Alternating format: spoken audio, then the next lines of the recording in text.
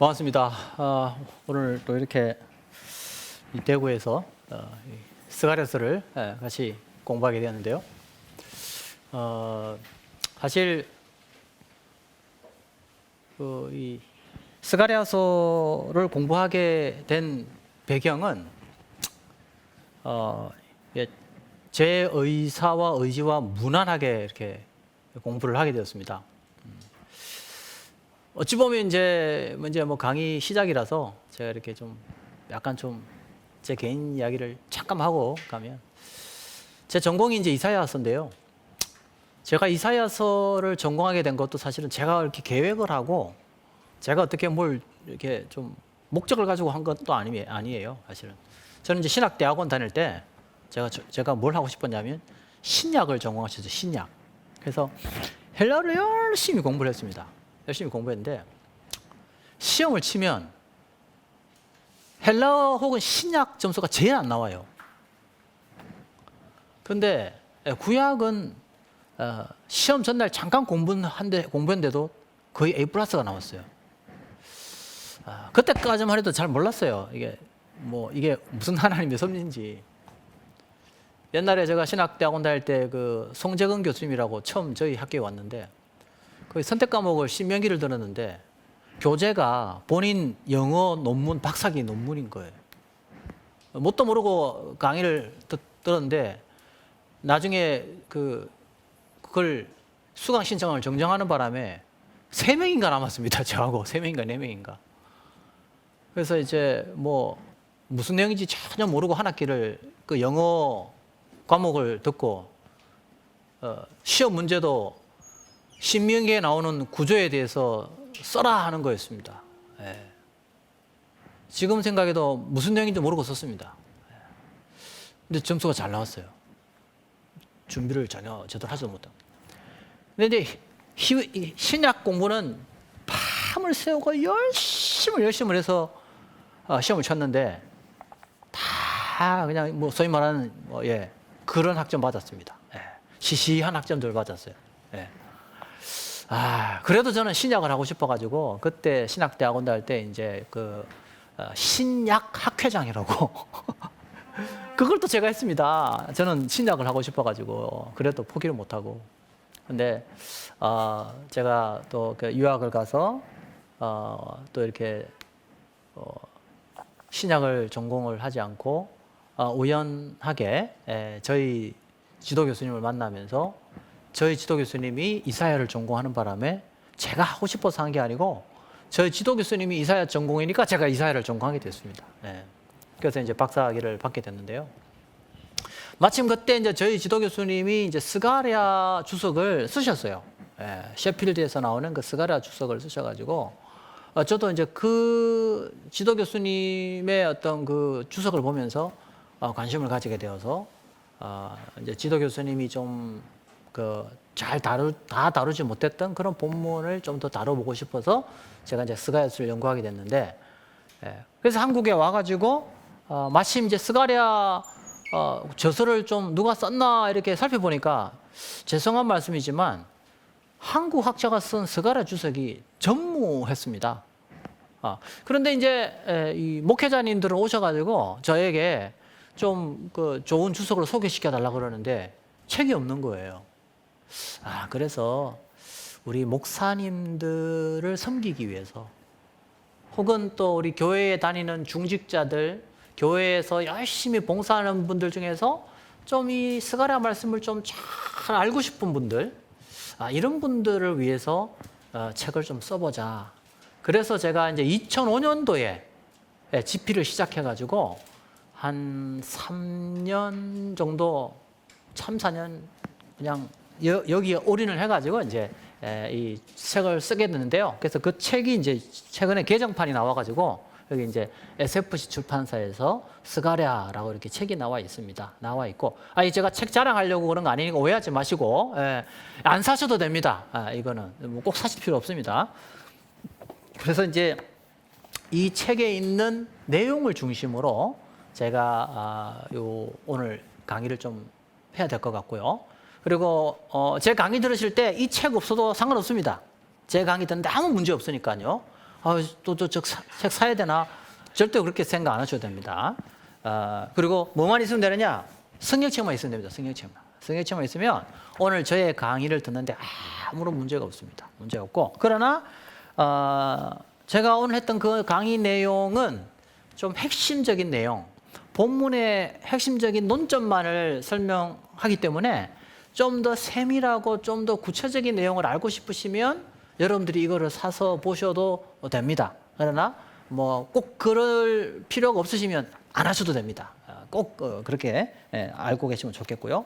그래서 저의 이제 그 기도의 제목 가운데 하나는 하나님께서 부족한 저를 이렇게 또 구약학자로 이렇게 하나님께서 저를 세워주셨는데, 저의 그냥 조그만 바람은 우리 목사님들과 우리 교회의 성도님들을 섬기기 위해서 이렇게 제가 존재하는 것이 아닌가. 그렇다면 아무래도 뭐 제가 부족하지만 그래도 좀 우리 목사님들이나 우리 성도님보다는 그래도 좀 성경 본문, 구약 본문을 제가 좀 더 그래도 전문적으로 볼 수 있으니까 이 어려운 본문을 좀 더 우리 목사님들과 성도님들이 좀 읽고 이해하는 데 도움이 될 수 있도록 풀어서 해설하는 어떤 그런 사명이 또 저에게 주어진 것이 아닌가 이렇게 생각을 하고, 그래서 제가 지금 요번에 스가랴서를 이렇게 이제 썼고요. 그리고 이제 저의 관심사는 다른 분들이 많이 이미 써놓은 책들은 굳이 제가 안 해도 되겠다 하는 생각을 하고 있고, 다른 교수님들이나 이런 분들이 좀 잘 다루지 않은 본문을 좀 다루는 것이 좋겠다 하는 게 제 개인 생각입니다. 그래서 이 스가랴서는 제가 보니까 뭐 다른 학자나 다른 분들이 거의 뭐 쓰지 않았더라고요. 그래서 제가 이걸 좀 관심을 가지고 하고 있고요. 그래서 이제 다음에 저의 관심사는 아까 말씀드린 대로 다른 분들이 잘 안 한 거 그렇게 해야 되니까, 그래서 이제 에스겔서 같은 경우도 지금 제가 관심을 가지고 연구를 하고 있고 그렇습니다. 또 뭐 뒤에 나오는 좀 어려운 본문들, 다니엘서라든지 이런 좀 목사님들이 좀 다루기 어려운 그런 본문들을 앞으로 계속해서 이제 저의 어떤 사명으로 알고 그렇게 연구를 하려고 합니다. 그래도 스가랴서는 제가 그래도 몇 년간 거의 이제 연구한 지 10년이 됐으니까 좀 오늘 여러분들과 같이 이렇게 나누었으면 좋겠고, 또 한 가지 뭐 여러분 제 강의 들어보시면 아시겠지만 저는 제 주장을 하지만은 제 주장이 항상 옳다고 생각하지 않습니다. 그래서 혹시 제 강의 들어보시고 동의가 되시면 동의하시면 되고, 동의가 안 되시면 굳이 저 입장을 따라올 필요가 없습니다. 저거는 그냥 장 교수님의 개인적인 저렇게 해석일 수 있겠구나 이렇게 생각하시면 될 것 같고요. 혹시 저의 이 해석에 불편하시면은 전혀 안 따라오셔도 된다는 걸 제가 말씀드립니다. 일단은 제 오늘 이제 오늘 강의 계획을 제가 좀 말씀을 드리면은, 스가랴서는 크게 세 부분으로 나눠져 있거든요. 그래서 제가 이거 나중에 강의 때 좀 더 상세히 설명해 드리겠지만, 이제 좀 이게 좀 보면 일단 스가랴서가 1장에서 6장 1장에서 6장, 요건 주로 이제 환상이 주로 나옵니다. 그 다음에 7장에서 8장은 금식과 관련되어 있는 주제로 또 다루어집니다. 그 다음에 9장에서 14장은 훨씬 더 묵시적인 그 장르로 되어 있어요. 그래서 크게 이제 세 단락으로 나눠져 있거든요. 그래서 이제 저에게 주어진 시간은 오늘 4시간 하고 우리 12월 달에 한 번 더 올 거거든요. 그래서 우리 안 원장님께서는 많이 해달라고 하세요. 뭐든지 많이 해달라고 하는데, 또 여러분 아시겠지만 너무 이렇게 많이 하다 보면 부실해지죠. 빨리빨리 넘어가야 되니까. 그래서 절충안을 제가 가지고 그것도 너무 적게 해가면 한 것 같지도 않잖아요. 그래서 조금 한 거는 갖고, 그리고 또 내용도 조금 들은 것 같고 이러려면 절충을 해야 돼요. 그래서 저에게 주어진 2번의 기회에 스가랴서를 다 할 수는 없고요. 그럼 너무 수박 구달기가 되거든요. 그래서 저는 이제 바라기는 이번에 저에게 주어진 2번의 기회 때 요 1장에서 6장까지를 제가 한번 살펴보면 어떨까. 환상에 대해서 여기 이제 총 8가지 환상이 나오거든요. 그래서 이 8가지 환상을 좀 집중적으로 이번에 좀 공부를 해보면 좋겠다 하는 게 이제 저희 생각이고, 사실 아직 우리 목사님들 여쭤보면 스가랴서로 설교하신 분들 그렇게 많지 않더라고요. 그리고 또 우리 성도님들도 마찬가지. 스가랴서를 목사님들로부터 배운 기회가 많지 않았을 거다 이렇게 생각을 하고, 이번 기회에 저하고 8가지 환상을 한번 같이 공부해보자. 저는 그래서 이번에 8가지 환상을 여러분하고 같이 한번 공부를 좀 해보고 싶습니다. 자, 그러면 요렇게 이제 보고요. 그러면 이제 첫 번째, 그러면 1장에서 6장을 우리가 공부를 하기에 앞서서 스가랴서의 전체의 구조가 어떤 식으로 되어 있나, 구조부터 오늘 먼저 한번 공부를 좀 해보면 좋겠습니다. 구조, 스가랴서의 구조를 제가 좀 공부를 좀 하겠습니다. 이제 비평주의자들이 있습니다. 이 비평주의, 성경을 좀 더 이렇게 이성주의적 관점으로 성경을 이렇게 자꾸 분석해서 이렇게 좀 성경을 자꾸 쪼개는 그런 입장을 가지고 있는 분들이 있습니다. 이 비평주의 입장을. 그러니까 비평주의자들의 주장은 어떠냐면, 스가랴서는 저자가 3명이다. 저자가 3명이다. 이렇게 이제 주장을 합니다. 비평주의 학자들은. 그래서 이제 어떤 경우는 저자가 2명이다. 이렇게 주장을 합니다. 예를 들면 1장에서 8장까지는 원래 스가랴가 썼고, 그 다음에 이제 9장에서 11장은 다른 사람이 썼다. 그래서 이걸 제2 스가랴다. 그렇게 주장합니다. 그 다음에 이제 12장에서 14장은 이걸 제3 스가랴다. 그렇게 해서 3명의 저자가 이 스가랴의 저자다. 이렇게 이제 비평학자들이 주장을 하고, 그래서 이 스가랴서를 이렇게 세 부분으로 나누어서 그렇게 이제 해석을 합니다. 비평주의자들은. 물론 또 비평주의자들 중에서 그렇게 해석하지 않는 분도 있는데 이제 일반적으로는 그렇게 나눈다. 이사야서를 1, 2, 3 이사야를 나누듯이 스가랴도 제1, 제2, 제3 이렇게 나누어요. 근데 이제 저의 성경 해석의 방식은 이렇게 나누는 방식을 저는 별로 선호하지 않습니다. 뭐 이렇게 굳이 성경을 꼭 보겠다 그러면 그건 그분 자유이기 때문에. 그래서 이제 학회에 가면 이렇게 주장하는 분들이 많아요. 이사야서도 1, 2, 3, 그 오경도 뭐 JEDP 이렇게 막 설명하시는 분이 있어요. 그러면 저는 싸우지 않습니다. 왜냐하면 각자의 길로 가자. 저는 그렇게 합니다. 그래서 예, 교수님 그렇게 해석하십시오. 그래서 저는 그렇게 해석하지 않습니다. 저의 해석은 뭐냐? 저는 이것을 분리시키지 않고 하나의 통일체로 본다. 통일체로 본다. 이게 저의 이제 성경 해석의 큰 원리입니다.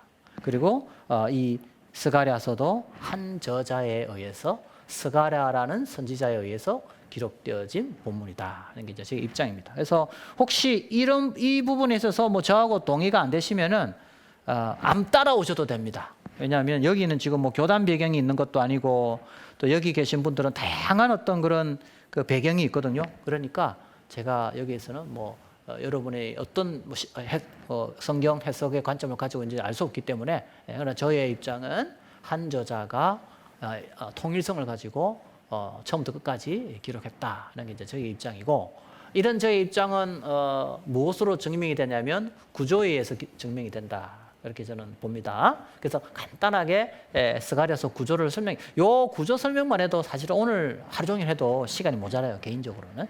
그러나 그렇게 되면 너무 전문적으로 가는 거기 때문에 여러분들이 좀 핵심적인 내용만 이해할 수 있도록 제가 이렇게 정리해 보면, 일단 아까 말씀드린 대로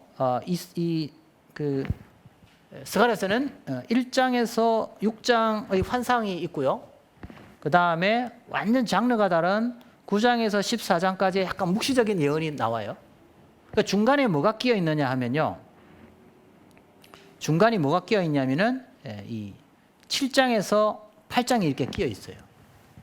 7장에서 8장이 끼어 있어요. 자, 근데 재밌는 거는 요 7장에서 8장이 1장하고 6장하고 또 겹쳐지는 부분이 있고, 7장에서 8장이 9장하고 14장하고도 겹쳐지는 부분이 있어요. 그래서 이게 분리할 수 없도록 만들어놨어요, 구조적으로. 예를 들어서 특히 이제 1장 1절에서 6절이 환상, 여기 이제 여기가 이제 8가지 환상이 나오면 8가지 환상 시작하기 전에 요 1장 1절에서 6절이 서론에 해당합니다. 이 서론에서 가장 강조되는 게 뭐냐? 여러분 살펴보겠지만 돌아오라라는 내용이에요. 돌아오라. 돌아오라. 그죠? 이 돌아오라를 우리 다른 말로 뭐죠? 영어로 이 히브리어로 이게 슈브라 그러는데 이게 회개하라는 말입니다. 돌아오라라는 말이. 그러니까 스가랴서는 시작부터 뭘 강조한다고요? 회개를 강조해요. 돌아오라. 그리고 이 8가지 환상이 쭉 나옵니다. 8가지 환상의 핵심은 결국 뭐냐면은 회복이에요. 회복. 처음에 회개가 나오고요. 그 다음에 회복을 이야기해요. 8가지 환상이. 그 다음에 7장에 가면 또 뭐가 강조되냐면 회개가 또 강조돼요. 돌아오라고 또 나와요. 자, 그러면 잘 보세요.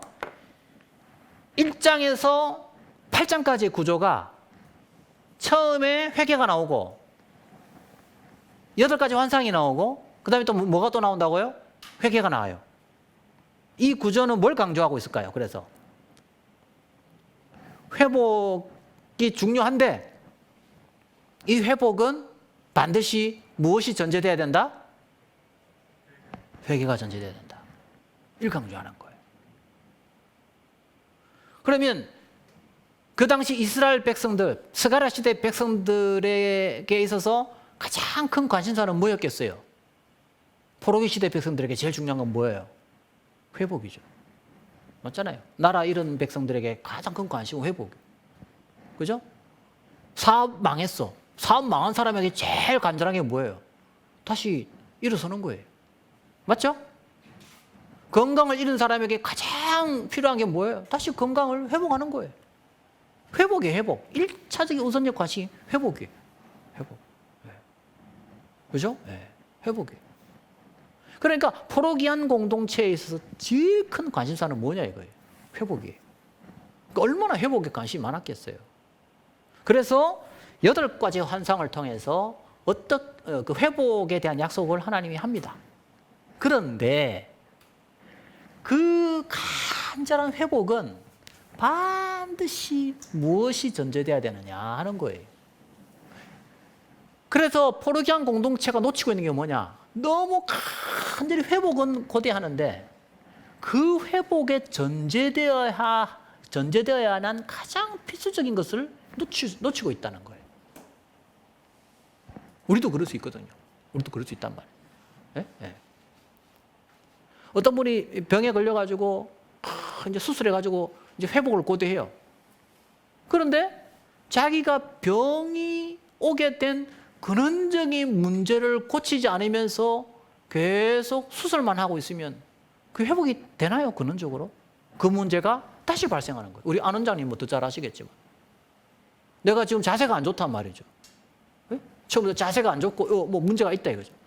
그래서 수술을 하고 물리치료해가지고 아무리 고쳐놔도 뭐예요? 회복해도 뭐 하냐고요? 그걸 근원적으로 고치지 않으면은 나중에 또 병원에 오는 거예요. 저도 이제 디스크가 있어가지고 엄청 고생했거든요. 유학 시절에. 기었어요. 너무 아파가지고. 그런데 그때는 제가 그 유학 시절이니까 그 돈이 너무 비싸고 그 호주 같은 경우는 이게 이제 이 전문 그 카이오프라틱스 아주 발음 제대로 못하겠어요. 엄청 비싸거든요. 보험도 안 되고 그거에 한 번 가면 몇백 불을 내야 돼요. 몇십만 내야 되고 아파도 못 가요. 그러면 이제 그냥 우리 소위 말하는 그냥 이렇게 한의하는 그런 분들 가면 침만 놔줘요. 침만. 그러니까 중간에 그 통증은 제거해 줄 수 있을지 몰라도 이 안에 있는 디스크 자체의 이 문제를 해결을 못 해주잖아요. 그러니까 순간적으로 낫지만 또 이게 그런 쪽으로 해결이 안 되는 거예요. 그래서 이제 유학 끝내고 한국 와가지고 의료보험이 되니까 비로소 그때 이제 제가 우리 안 원장님 같은 그런 병원에 와가지고 사진 찍고 그 다음에 물리치료하고 오래 걸렸어요. 그때 막 뭐 견인 치료라고 막 또 나를 막 땡기더라고요. 목에 걸고 막 땡기고 이래가지고 뭐 하여튼 거의 한 몇 년을 제가 물리치료를 받고 이제는 제가 이제 좀 걷고 서기도 합니다만 그때는 너무 아프면은 기었어요. 그래서 기면 안 아프더라고요. 그래서 방에서 기었었습니다. 그러니까 이렇게 근원적인 문제가 해결되지 않은 상태에서 일시적인 부분만 고쳐가지고는 안 되는 거거든요. 그러니까 스가랴가 지금 오늘 우리에게 던지는 메시지가 뭐냐 이거예요. 너희들이 나라를 잃고 지금 바벨론의 포로로 잡혀서 이렇게 고통받고 있는 거 안다. 그래서 빨리 바벨론에 해방되고 너희들의 자주적인 어떤 주권을 회복하고 너희들이 지금 이제 과거에 다윗의 어떤 다윗이 이루었던 솔로몬이 이루었던 그런 나라를 회복하고 싶은 거 안다. 그러나 그것보다 더 중요한 것이 있다. 그게 뭐냐? 너희들이 돌아오는 것이다. 너희들 안에 있는 근원적인 문제가 무엇인지를 보고 그것을 깨닫고 돌아와야 이 회복이 이루어질 것이다 라는 사실을 강조하기 위해서 스가랴는 의도적으로 회복을 먼저 이야기하지 않고 회개를 먼저 선포하고 회복을 이야기하고 마무리도 뭐로 해요? 회개로 이렇게 메시지를 던지고 있다 하는 겁니다. 그런 의미에서 이 스가랴서의 메시지의 핵심은 딱 하나로 요약하면 뭐가 될 수 있을까요? 돌아오라라는 거예요. 회개하라. 어떤 의미에서 나중에 우리 살펴보겠지만 스가랴 시대의 문제가요. 나중에 이제 우리 공부해 볼 거거든요. 오늘날 우리 시대 문제하고 거의 비슷합니다. 재밌는 건요. 스가랴가 계속해서 스가랴 시대의 문제를 이야기하기 위하여 또 어느 시대의 문제를 이야기하냐면은 바벨론의 포로로 잡혀가기 전의 백성들의 시대의 문제를 쭉 이야기합니다. 그건 또 뭔 이야기일까요?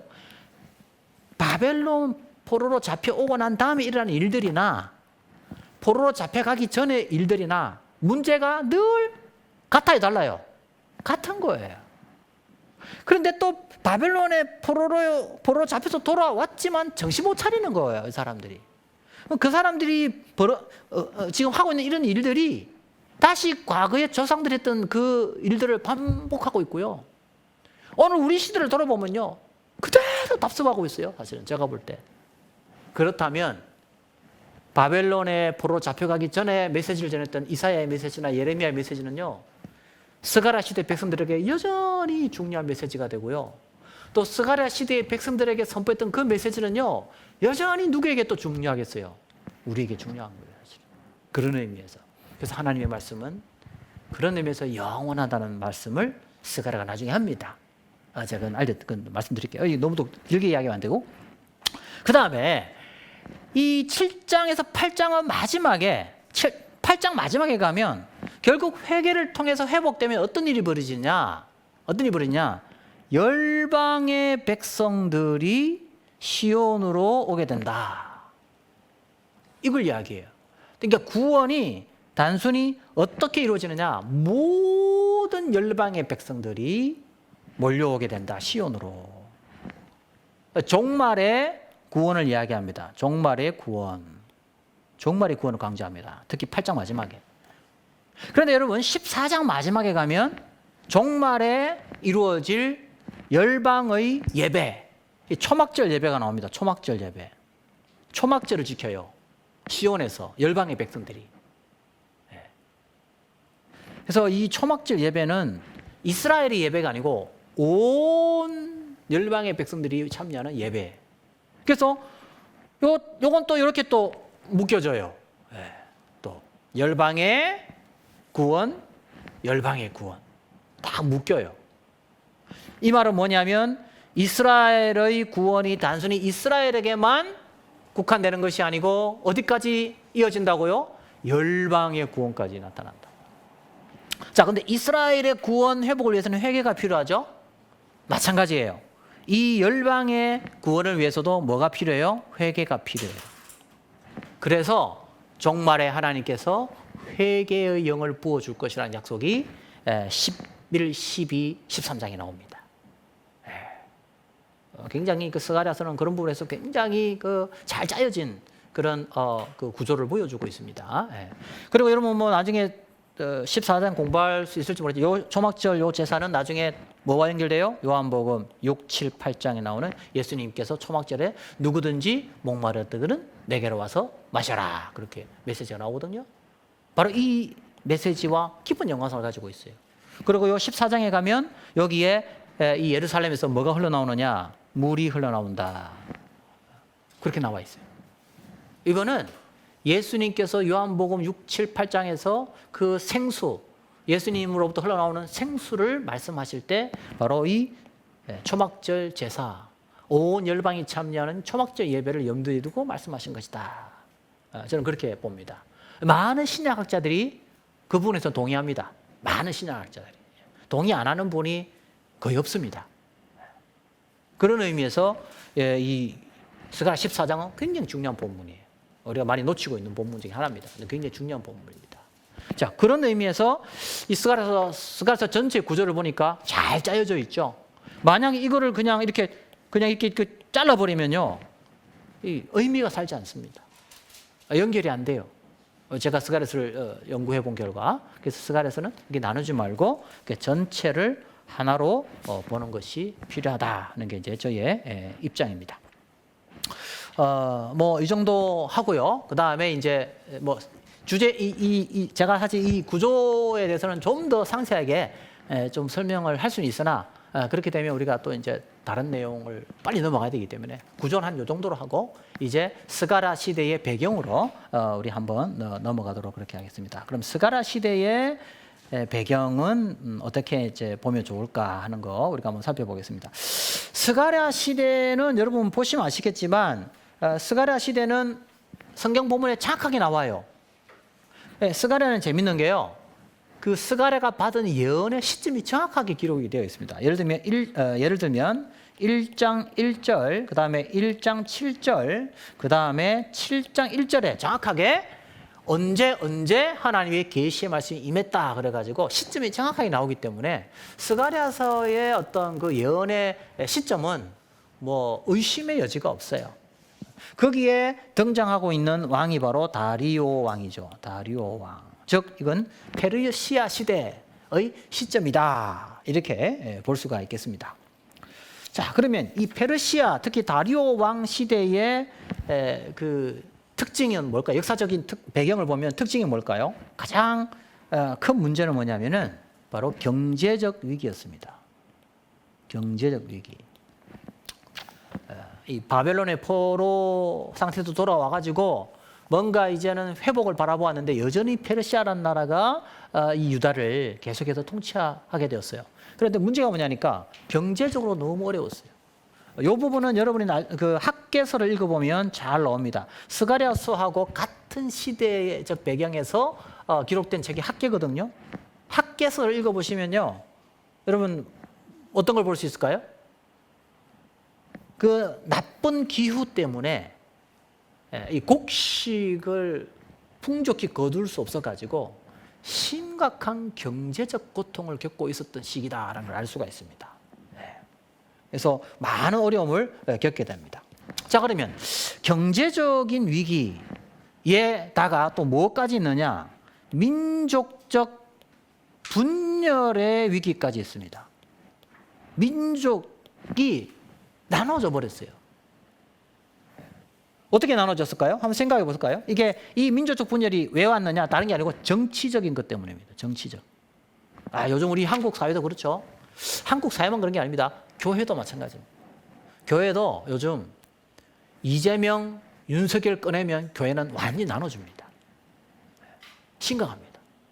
그래서 이제 저는 요즘 어떤 위기를 느끼냐면 이데올로기가, 정치가 신앙보다 더 우위에 있는 그런 시대를 살아가고 있는 것이 아닌가. 무섭습니다. 그 사람이 아무리 예수를 믿고 한다 하더라도 내가 믿고 있는 정치적 신념과 다르면 이 사람은 적이 돼요. 무서운 시대를 살아가고 있습니다. 오늘 우리 시대가. 그래서 교회마다 이런 정치적인 것 때문에 서로 약간 이게 적대적 갈등을 가지게 되는 경우를 저는 많이 봤습니다. 사실 많이 봤습니다. 그래서 저도 이제 우리 동료 교수님들하고 이야기를 할 때 이렇게 정치적인 어떤 그런 게 굉장히 강한 분이 있어요. 그러면 제가 그분에게 그렇게 이야기해요. 교수님하고 이렇게 좀 잘 맞는 분하고 이렇게 이야기하는 건 좋은데 다른 입장을 가진 분하고 있을 때는 가급적이면 서로 이렇게 존중하면서 그런 발언을 하지 않는 것이 좋지 않겠는가. 조심스럽게 제가 그렇게 제안을 한 적이 있습니다. 그분도 그 내용을 알아듣고 가급적이면 그런 입장을 달리하는 분들이 있을 때는 조금 자제를 하셨어요. 잘 하셨는데 요즘은 너무 이게 강하다 보니까 적대적인 것 같아요. 스가랴 시대도 그랬습니다. 어떤 적대적 갈등이 있었을까요? 바벨론의 그 포로로 잡혀서 돌아오니까 여전히 페르시아라는 나라가 통치하고 있거든요. 그런데 이제 두 파로 나눠져요. 어떤 파? 친 페르시아파. 그 다음에 어떻게 해요? 반 페르시아파 나눠져요. 그죠? 네. 우리나라도 그렇잖아요. 보면 친미파, 반미파 나눠져 있잖아요.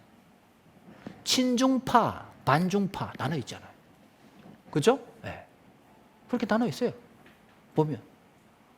그래서 이런 정치적 이데올로기가 딱 작동을 하면 어떻게 됩니까? 형제의 모습 속에 보인 웃다가 욕합니다. 그 다음에 딱 고약이 나오면 서로 찬양하고 뭐 한 형제 그러다가 갑자기 이거 이데올로기가 나오면은 갑자기 형제 자매 없어져 버려요. 원수가 돼요. 원수가. 이건 뭐로 의미합니까? 바로 이데올로기가 내가 믿고 있는 신앙보다 더 우위에. 그분들은 어떻게 생각하느냐? 내 이데올로기가 가장 기독교 신앙에 가장 맞다라는 착각 속에 빠져 있는 거죠. 굉장히 위험하다고 저는 생각합니다. 개인적으로 저는. 저는 그래요. 이게 우리는 성경의 말씀이 절대적 권위를 가지고 있고 세상의 이데올로기는 언제나 한계점을 가진다. 저는 그렇게 생각합니다. 자본주의도 한계점을 가지고 있고, 뭐 공산주의는 뭐 더 말할 것도 없고요. 뭐 공산주의는 이미 그 역사 속에서 판정이 되어 있고, 자본주의도 저는 그게 완벽하다고 생각하지 않습니다. 자본주의 안에도 여전히 맹점이 있을 수 있고, 우리는 기독교 시각을 가지고 끊임없이 그것을 개혁해 나가야 할 책임과 의무가 사실 우리들에게 있는데, 문제는 뭐냐면 내가 믿는 이데올로기가 절대화되면 어떻게 됩니까? 어떻게 됩니까? 내 이데올로기에 맞는 사람은 내 편이 되고 내 이데올로기와 다른 사람은 적이 되어버리는, 이게 요즘 소위 말하는 정치판이 그렇게 돌아가는데 더 안타까운 건 뭐냐면 교회가 그렇게 돌아간다는 거예요. 교회 안에. 저는 그건 너무 안타깝고, 스가랴 시대의 사람들이 그랬어요. 아까 말한 친 페르시아파, 반 페르시아파 나눠가지고 끊임없이 싸웠어요. 그 어디에 나옵니까, 여러분? 에스라 느헤미야서에 나와요. 그죠? 그래서 사마리아 총독, 사마리아의 페르시아를 두둔하는 그쪽의 권력을 가지고 있는 사람과 반대인 사람이 싸우죠. 근데 그것만 있는 게 아니에요. 소위 말하는 또 안에 어떤 갈등이 있냐면은, 소위 말하는 그 당시의 어떤 지주들, 이득권을 가지고 있는 사람들이 또 그보다 좀 더 권력을 적게 가지고 있는 사람들을 이렇게 억압을 합니다. 그래서 그 소위 말하는 그 이 농노에 해당하는 거죠. 그 사람들이 엄청난 반발을 하면서 지금 성벽을 지어야 되는데 성벽 재건이 안 됩니다. 왜 그렇습니까? 이 기득권층이 있는 사람들이 자기의 어떤 기득권을 내려놓지 않고, 소위 말해서 이 정당한 이윤을 배분해 줘야 될 그 사람들에게 자기 이익 때문에 그걸 나눠주지 않는 거예요. 그래서 억압받는 사람들이 막 불만을 토로하면서 들고 일어납니다. 그게 이제 에스라 느헤미야서에 나와 있어요. 다시 말한 공정이 깨어져 버린 겁니다. 불공정이 일어난 거예요. 오늘 사회가 어때요? 불공정 때문에 지금 얼마나 문제가 큽니다. 우리 아이가 지금 대학교 1학년인데요. 대화를 해보면 너무 대화의 갭이 큽니다. 지금 소위 MZ 젊은 세대들이 오늘 우리 기성세대를 보는 그 눈은 상상을 초월합니다. 굉장히 부정적이고 현재의 기성세대를 많이 기득권을 가지고 있고 불공정한 세대로 그렇게 보고 있습니다. 이걸 우리가 어떻게 해소해내야 될 것인가? 우리 참 숙제이기도 한데요. 문제는 믿지 않는 사람들이 그렇게 가는데 이런 문제들이 또 어디에 들어오냐? 교회에도 똑같이 그런 영향을 미친다는 거예요. 그러니까 포로기한 그 스가랴 시대의 백성들의 문제가 뭐냐면 이데올로기 때문에 남아 있죠. 근데 이데올로기만 가지고 또 나눠진 게 아니고 그 안에 또 공정의 문제로 서로 또 부딪히기 시작한 겁니다. 그러니까 복잡해요. 그 다음에 또 어떤 갈등이 있냐면은 바벨론의 포로로 잡혀갔던 사람하고 바벨론의 포로로 잡혀가지 않고 그대로 있었던 사람이 있는 거예요. 근데 여러분 알다시피 바벨론의 포로로 잡혀간 사람들 주로 왕족들이 많아요. 예. 그러니까 이제 이 왕족이라든지 뭐 제사장 그룹들이 이제 왔으니까 이 사람들은 이제 과거에 그 당시에 자기들이 누렸던 어떤 그런 어떤 정통성을 가지고 이 이스라엘에서 자기의 권리를 확보하려고 그럴 거고, 그 사람들보다는 좀 더 신분이 좀 천한 사람들이지만 그래도 너희들이 70년간 포로 생활할 때 우리가 이 땅을 지켰다, 우리가 이 나라를 가꾸었다, 이렇게 생각할 거란 말이에요. 그러니까 서로 또 갈등이 있는 겁니다. 서로 갈등이 있는 겁니다. 서로 갈등이 있어요. 참 이런 거 보면 참 우리 한국 사회에도 사실 이런 일들이 많죠, 사실은. 또 문제가 뭐냐면, 이게 가장 심각한 문제인데, 가장 심각한 문제냐면 공동체가 분열을 일으키고 공동체가 서로 이렇게 하나가 되지 못하면 뭐라도 제대로 돼 있으면 그래도 희망이 있습니까? 하나님을 향한 믿음이라도 그래도 가지고 있으면 이게 돌파구를 찾을 텐데, 더 큰 문제는 뭐냐면 우상 숭배가 이 스가랴 시대 공동체에 굉장히 많이 큰 영향을 미쳤다는 거예요. 우상 숭배. 다시 말해서 하나님을 포기하지는 않지만 하나님보다 더 이방신을 더 섬기는 일들이 발생한 겁니다. 이건 이제 우리 말라기를 좀 읽어보면 잘 알 수 있습니다. 그 이방신을 섬기는 이유 중에 하나는 이방인들과 관계를 맺어서 좀 더 자기의 경제력과 자기의 생활을 더 풍족하게 하려는 시도들이 깔려 있음을 알 수 있습니다. 그래서 우상 숭배는요, 성경에 나오는 구약시대 우상 숭배는 그저 다른 신을 섬기는 게 목적이 아니라 좀 더 나은 세속적인 성공을 꿈꾸는 그런 욕망이 결국 우상 숭배로 표출된다, 이렇게 볼 수 있거든요. 그러니까요, 겉으로는 하나님을 믿는다 하면서도 내적으로는 뭐에 가득 차 있느냐? 철저하게 세속적인 출세의 의욕이 꽉 차 있는 거예요. 그래서 이제 말라기가 이제 뭐 거의 비슷한 시대로 보면 좀 차이는 있겠지만, 말라기 시대 문제 가운데 하나가 믿음 안에서 결혼한 여인을 버리고 세속적인 성공을 위해서 이방 여인을 아내로 맞아들이는 거예요. 그래서 함께 뭘 섬깁니까? 우상을 섬기는 일들이 넘쳐났던 거죠. 이 말라기 시대. 그래서 말라기가 2장에 보면 그 엄청나게 그 부분을 비판합니다. 그러니까 한번 이 보면요, 희망이 보이지 않아요. 예? 잘 보십시오. 경제적으로 어려워요. 그렇죠? 요즘 우리도 경제로 얼마나 어렵습니까? 교회도 어렵습니다, 요즘. 거기다가 또 뭡니까? 정치 이데올로기로 완전히 나눠져 버렸습니다. 예. 아니, 하나님 안에서 하나인데 하나가 안 돼요. 내 정치적인 어떤 그런 그 입장과 맞지 않으면 다 적이 돼버려요. 예. 세 번째, 내가 이 사회에 내가 그래도 중심이다, 이런 생각들을 또 가지기 시작하는 거예요. 그래서 포로로 잡혀간 사람과 잡혀가지 않는 사람들이 또 서로 갈등이 일어납니다.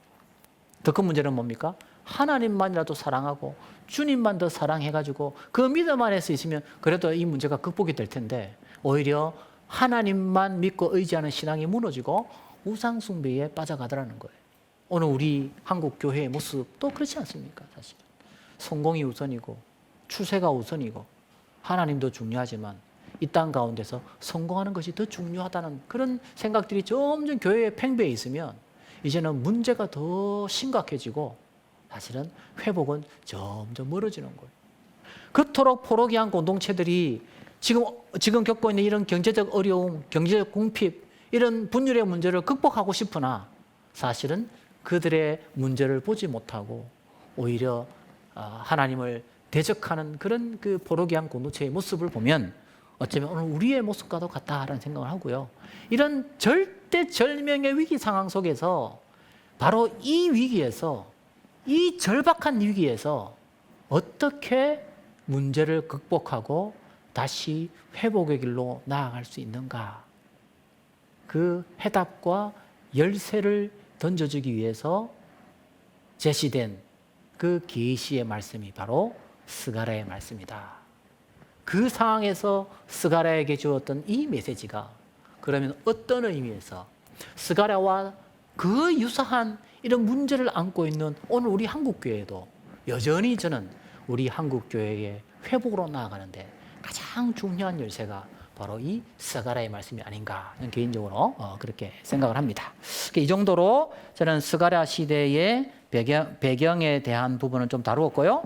그러면 이제 스가랴서의 뭐 이 장르 이것도 시간이 너무 많이 걸려가지고 다는 못하고 그냥 간단하게만 좀 설명하겠습니다. 사실 이제 학자들이 스가랴서의 이 장르가 뭐냐 이렇게 이제 가지고 많은 분들이 이제 토론을 합니다. 그래서 이제 어떤 분은 스가랴의 장르는 예언이다 그렇게 주장하는 분이 있고 또 어떤 분은 아니다. 스가랴의 장르는 묵시다. 뭐 이렇게 이제 주장하는 분이 있습니다. 과연 예언인가 묵시인가 이런 거 가지고 이제 많이 이제 다뤘는데 뭐 이거 가지고도 사실 오늘 뭐 여러분하고 하루 다 할 수 있습니다. 예.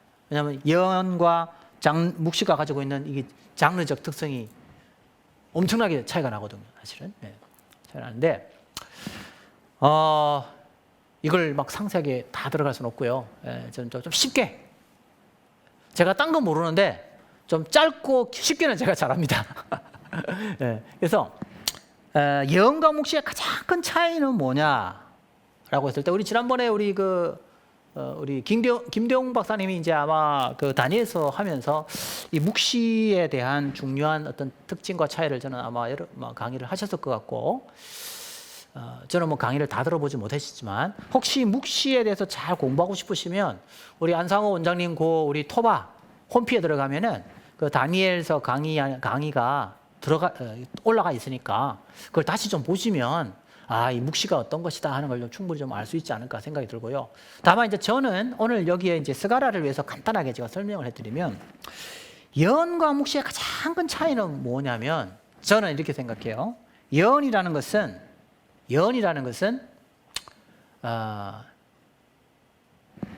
그 당시 이스라엘 민족의 회복을 위해서 예언의 메시지를 전할 때 저는 그 예언의 장르가 여기 있다고 봐요. 그래서 가장 많이 회복을 위해서 전한 메시지 중에 가장 많은 메시지가 바로 뭐냐면 회개예요. 회개하라. 예언서에 가장 많이 나오는 본문이에요. 근데 묵시는 뭐냐면 묵시는 이미 어떤 외부의 세력에 의해서 철저하게 통제되어 있는 역사적 배경을 갖고 있어요. 예언은 그렇지가 않아요. 예언은 다른 나라에 의해서 철저하게 통제되어져 있는 그런 역사적 배경을 가지고 있지는 않아요. 아직도 가능성이 남아 있어요. 그래서 뭘 전하는 거예요? 회개하라는 거예요. 근데 묵시는 철저하게 어떤 악의 세력에 의해서 통제를 받고 있어요. 그래서 이때는 어떤 어려움이 있습니까? 탄압을 받아요. 그래서 이 탄압의 결과가 뭐죠? 핍박이에요. 그 무엇에 의한 핍박일까요? 신앙에 대한 핍박이죠. 이 악의 세력은 하나님을 믿지 않는 악의 세력이기 때문에 하나님을 믿는 신앙에 대해서 탄압과 억압을 하는 거예요. 그래서 묵시록에 있어서의 핵심 메시지는 주로 뭐냐면 바로 이 악의 심판과 그리고 신원이에요. 신원. 이 핍박과 탄압 속에서도 끝까지 견딜 때 하나님께서 그들을 신원해 주신다 하는 것이 이제 묵시록의 어떤 특징 가운데 하나다. 저는 그렇게 보거든요. 저 개인적으로. 그래서 예언서에는 이런 그 신원이라든지 핍박이라든지 이런 게 없는 건 아니에요. 있긴 있어요. 예레미야에서도 나오고 그래요. 그런데 그것이 그 장르의 핵심은 아니에요. 왜? 아직 그래도 하나님을 믿지 않는 그런 악의 세력에 의해서 완전히 통제받는 사회는 아니기 때문에. 예언자들이 메시지 전하는 그 타이밍은 그렇다는 거예요. 그런데 묵시록은 어떠냐? 완전히 나라가 망하고 소위 말하는 그 하나님을 믿지 않는 악의 세력이 에 의해서 철저히 통제되는 그런 시대를 배경으로 하고 있다. 이렇게 저는 보거든요. 그런 의미에서 저는 이제 사실 이 스가랴서를 보면 상당히 묵시적 성향이 많이 나타납니다. 어디서 나타나냐면은 9장부터 14장은 상당히 묵시적 성향이 또 강해요. 그런데 1장에서 8장까지는 그래도 회개의 메시지가 또 여전히 강조되고 있습니다. 그래서 저는 어떻게 보냐면 이 스가랴는 예언과 묵시의 이 장르가 결합되어 있는 책이다. 저는 그렇게 봅니다. 예언과 묵시가 결합되어 있는 책이다. 저는 그렇게 이제 보기 때문에 완전한 묵시도 아니고 그렇다고 완전히 이사야나 예레미야, 에스겔처럼 그런 예언의 메시지, 예언서 이렇게 저는 장르를 말합니다. 장르 그렇게 보지 않고 저는 장르로는 예언과 묵시가 같이 공존하고 있는 그런 본문으로 저는 그렇게 해석을 합니다. 뭐 이 부분에 대해서는 학자들도 많이 동의를 하고 있고요. 뭐 소위 말하는 비평주의자나 복음주의자들도 다 그 부분에 있어서는 함께 공유하고 있는 그런 입장이다 이렇게 볼 수 있겠습니다. 나머지 또 스가랴의 주제 또 스가랴는 누구냐 이거 다 하면요 시간이 너무 없어요. 이 정도만 이제 스가랴 서론을 하고 우리가 이제 본문으로 우리 넘어갑니다. 원장님 어떻게 한번 쉬어가면서 할까요? 그럼 우리 좀 쉬었다가 이제 스가랴서 1장 1절에서 6절 그렇게 하도록 하겠습니다. 잠시 쉬었다가 하겠습니다.